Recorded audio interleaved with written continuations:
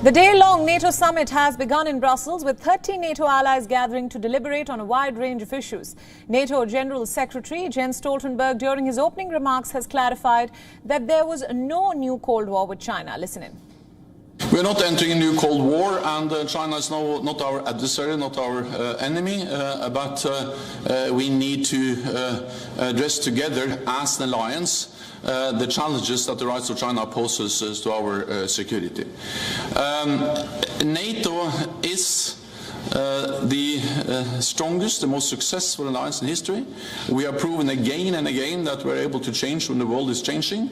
Over the last years, we have implemented the biggest adaptation of NATO since the end of the Cold War.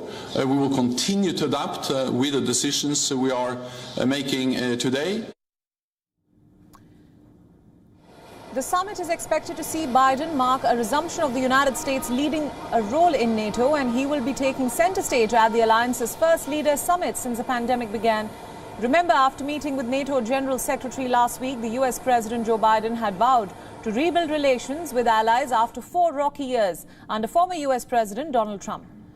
NATO members are likely to agree to draw up a new master strategy document known as the NATO Strategic Concept, to include China's military rise as a challenge for the very first time.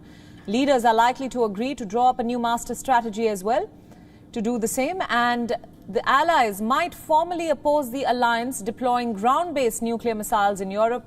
The move is seen as a possible way to ease tensions with Moscow and to prepare for an arms control dialogue ahead of the US-Russia summit in Geneva. Apart from China and Russia's efforts to divide the West, which are likely to run through discussions, climate change will for the first time be an issue of important discussion during the summit. A pledge to make NATO militaries carbon neutral by the year 2050 is also expected.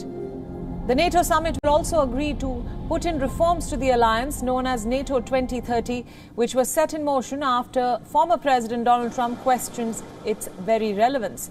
Stoltenberg will set out 9 areas where NATO could modernize over the medium term, including more joint allied funding of military operations.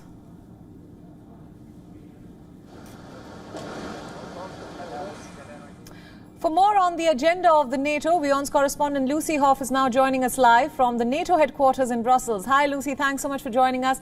Let's now start by talking about the NATO Secretary General's recent comment about there being no new Cold War with China. Tell us more about that.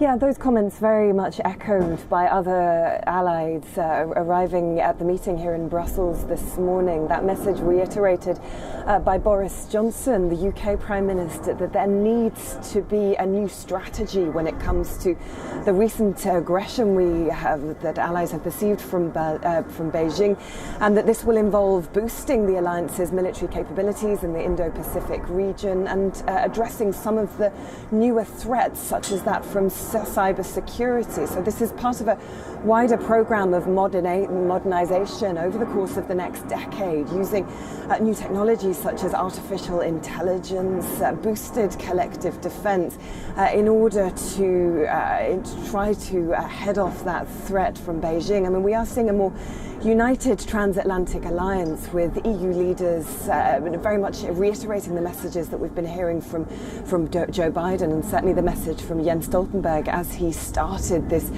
meeting of NATO leaders was that there has been the start of a new Cold War, and that much needed to be done to address those new security challenges from Beijing.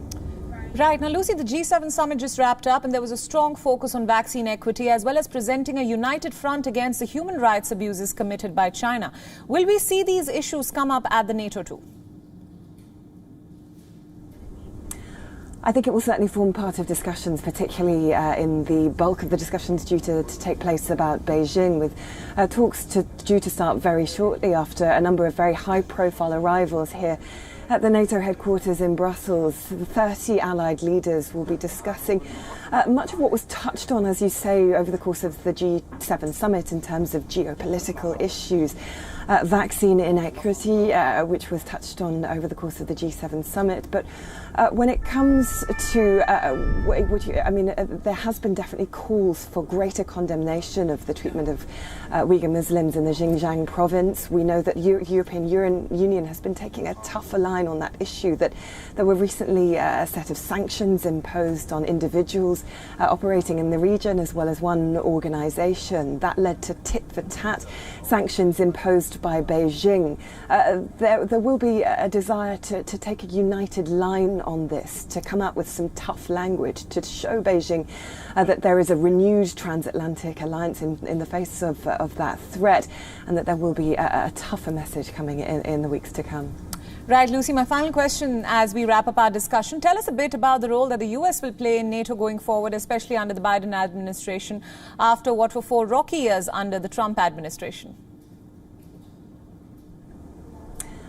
They certainly were some rocky years, and ones that were deeply damaging to the alliance. President Trump described it as obsolete. He, of course, threatened to withdraw the United States completely, even walking out of a similar summit back in 2018. So the message from Joe Biden today will be very much about reiterating that America can be relied upon as a trusted old ally, that there are a number of areas where there must be transatlantic cooperation, particularly those threats from Russia, from China, but also on transatlantic issues such as cybersecurity and climate change as well. So, but there may still be some continued areas where there are some more difficult conversations. We know that even in the post-Trump era, there is still a feeling amongst many in the United States, both from the Democrats and the Republicans, that feel that America is still carrying too heavy a burden when it comes to NATO's common budget, and that may be a source of contention. We know that France, for example, is sort of hesitant when it comes to plans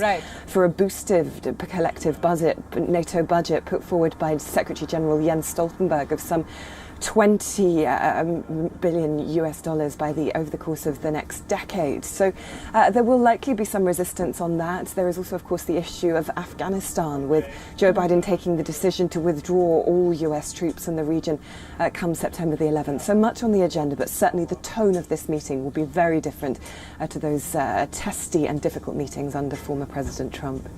Right, Lucy, thank you so much for all your inputs, and thank you for joining us on WION.